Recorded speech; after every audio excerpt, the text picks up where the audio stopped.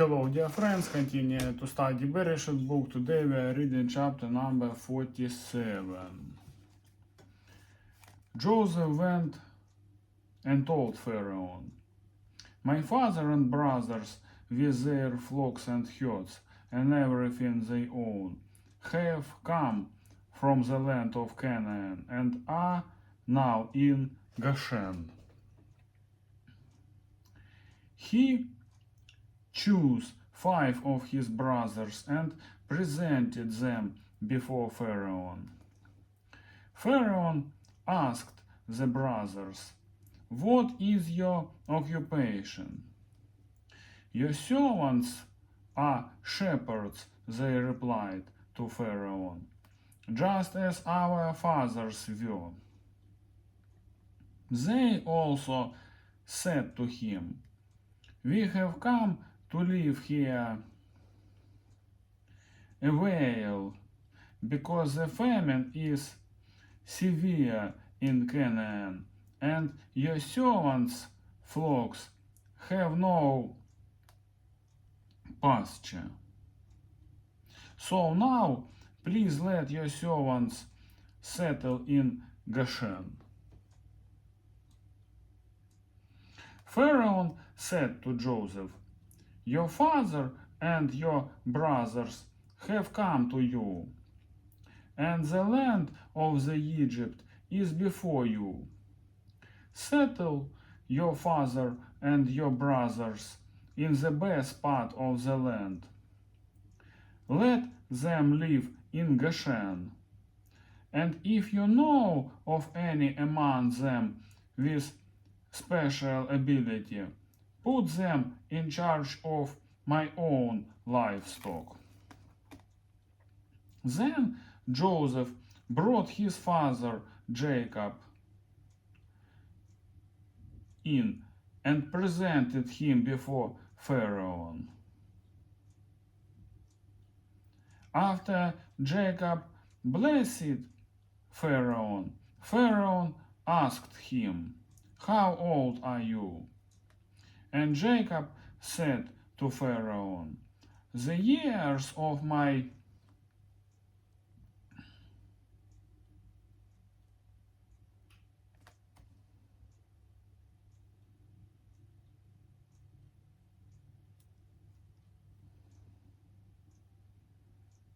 pilgrimage are 130.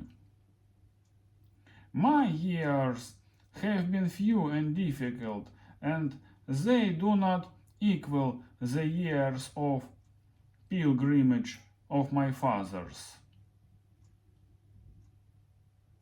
Then Jacob blessed Pharaoh and went out from his presence. So Joseph settled his father and his brothers in Egypt, and gave them property in the best part of the land, the district of Ramesses, as Pharaoh directed. Joseph also provided his father and his brothers and all his father's household with food, according to the number of their children. Joseph and the famine. There was no food, however, in the whole region, because the famine was severe. Both Egypt and Canaan wasted away because of the famine. Joseph collected all the money that was to be found in Egypt and Canaan in payment for the grain they were buying, and he brought it to the Pharaoh's palace. When the money of the people of Egypt and Canaan was gone, all Egypt came to Joseph and said, "Give us food. Why should we die before your eyes? Our money is used up. Then bring your livestock, said Joseph. I will sell you food in exchange for your livestock, since your money is gone. So they brought their livestock to Joseph, and he gave them food in exchange for their horses, their sheep and goats, their cattle and donkeys. And he brought them through that year with food in exchange for all their livestock.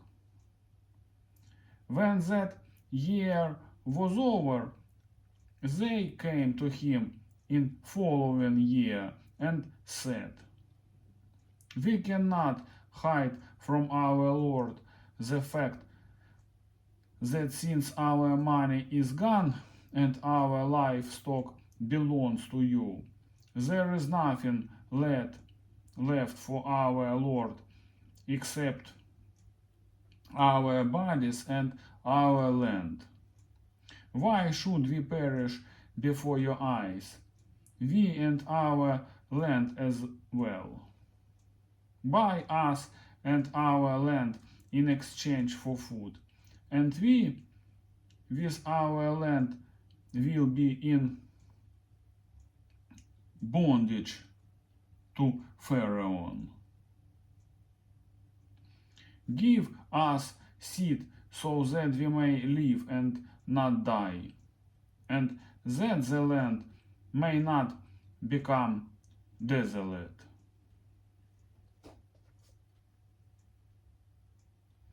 So Joseph bought all the land in Egypt for Pharaoh.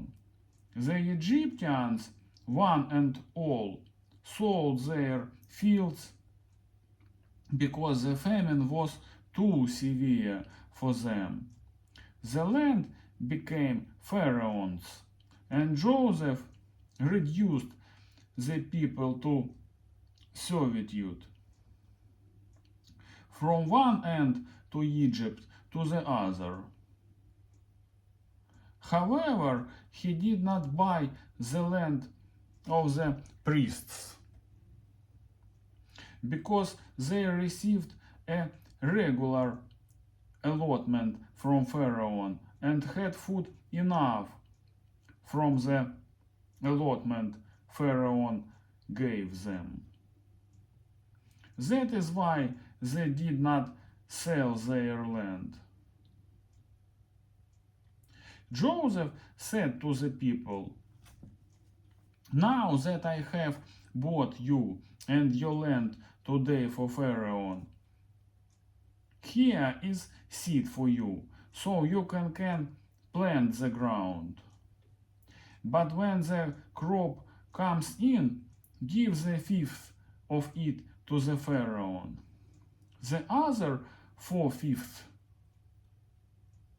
you may keep as seed for the fields and as food for yourselves and your households and your children. You have saved our lives, they said. May we find favor in the eyes of our Lord. We will be in bondage to Pharaoh. So Joseph established it as a law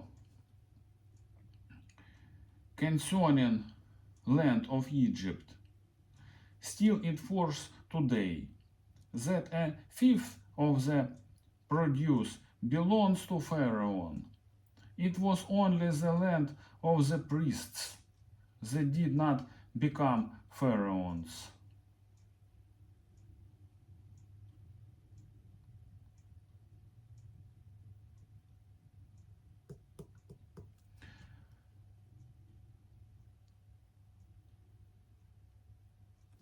Now the Israelites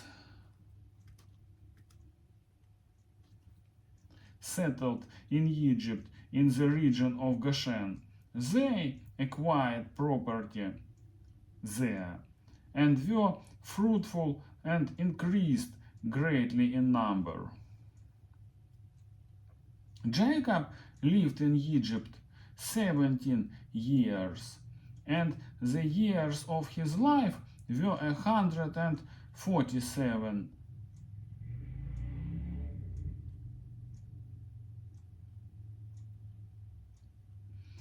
When the time drew near for Israel to die, he called for his son Joseph and said to him, "If I have found favor in your eyes, put your hand under my thigh and promise that you will show me kindness and faithfulness.